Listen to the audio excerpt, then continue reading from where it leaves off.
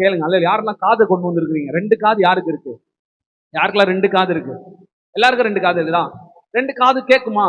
யாருக்கு காது கேட்காது?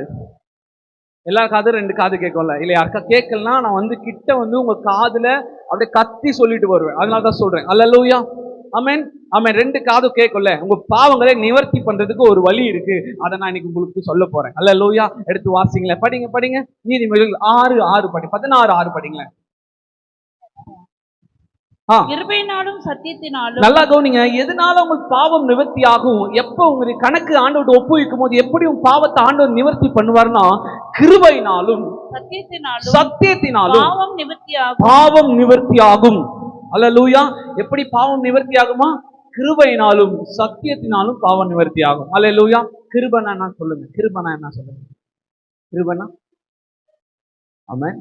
கிருபைன்னா நான் சொல்றேன், உங்க வாழ்க்கையில நீங்க நினைக்கிறத விட உங்க வாழ்க்கையில அதிகமா ஒரு விஷயம் நடக்கும். அதுதான் கிருபை. எத்தனை பேர் ஆமென்னு சொல்றீங்க? உங்க வாழ்க்கையில நீங்க நம்ம நினைச்சிடலாம், என் சுய பலத்தால் நான் என்ன வேணா பண்ணிட முடியும், என் பண பலத்தால என்ன வேணா பண்ண முடியும், என் ஆள் பலத்தால என்ன வேணா பண்ண முடியும் நீங்க நினைக்கலாம். ஆனா சொல்றேன், கர்த்தரோட கிருபை உங்களோடு கூட இல்லை அப்படின்னா நான் சொல்றேன், நீங்க வேஸ்ட்.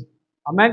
ஒன்றுக்கும் உதவாத குப்பை என்று தூக்கி போட்டு போயிடுவாங்க. அல்லேலூயா. கர்த்தரோட கிருபையினால் தான் இன்னைக்கு நான் நிலை நிற்கிறேன், இன்னைக்கு நான் உயிரோடு இருக்கிறேன். அல்லேலூயா. யாராலையும் சொல்ல முடியாது, ஒரே ஒரு செகண்ட் கூட கர்த்தரோட கிருபை இல்லாம நான் இருக்க முடியும். அல்லேலூயா.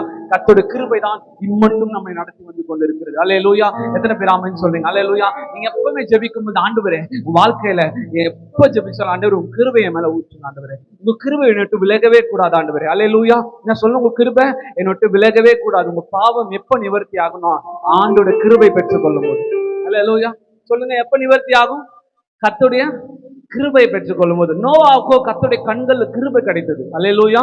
நோவாக்கு கர்த்தருடைய கண்கள்ல கிருபை கிடைச்சது. தெரியுமா? நோவா யாருன்னு தெரியுமா? நோவா தாத்தா கதெல்லாம் கேட்டிருப்பீங்க. அவர் ஆண்டவர் சொன்னபடி செய்தார். அல்லேலூயா. சொல்றாரு, போயிட்டு வெயில் டைம்ல செம்ம வெயில் அடிக்குது, அங்க போய் சொல்றாரு, நோவா நீ எனக்காக ஒரு வேலை செய்யணும், இந்த உலகத்துல ஒரு பெரிய ஜலப்பிரயத்தை உண்டு பண்ண போறேன், நீ ஒரு வேலை செய்யன்னு சொல்றாரு. உடனே போய் நோவா ஒரு வார்த்தை கூட பேசாம வேலை செஞ்சாரு. அவர் சொன்னபடி நோவா செஞ்சார். அல்லேலூயா. ஒரு வார்த்தை கூட பேசணும், மரியாதை கொடுக்காம இல்லை. அல்லேலூயா. ஆண்டவருக்கு ஒரு வார்த்தை கூட, ஆண்டவரே ஆண்டவர் இந்த டைம்ல போய் நம்ம கப்பல் செய்ய சொல்றீங்க, வேலை செய்ய சொல்றீங்க, ஒரு வார்த்தை கூட அகைன்ஸ்ட் ஆண்டவருக்கு பேசல. அவர் அந்த செகண்டே போய் கர்த்தருக்காக ஒரு வேலையை உண்டு பண்ண ஆயத்தம் பண்ணினார். அல்லேலூயா. எத்தனை பேர் ஆமென் சொன்னீங்க? நான் சொல்றேன், கர்த்தர் சொல்லுகிறபடி செய்கிறவர்களுக்கு கர்த்தருடைய கண்கள்ல கிருபை கிடைக்கும். அல்லேலூயா. எத்தனை பேர் ஆமென் சொல்றீங்க? ஆண்டவர் சொல்லுகிறபடி செஞ்சீங்கன்னா நீங்க சொல்ற கர்த்தருடைய கண்கள் இருந்து கிருபை பெற்றுக் கொள்ள முடியும். அந்த கிருபை தான் உங்களை பாவம் நிவர்த்தி செய்யும். அல்லேலூயா. அந்த கிருபை தான் என்ன பண்ண முடியும்? உன்னை பாவத்திலிருந்து மீட்டெடுக்க முடியும்.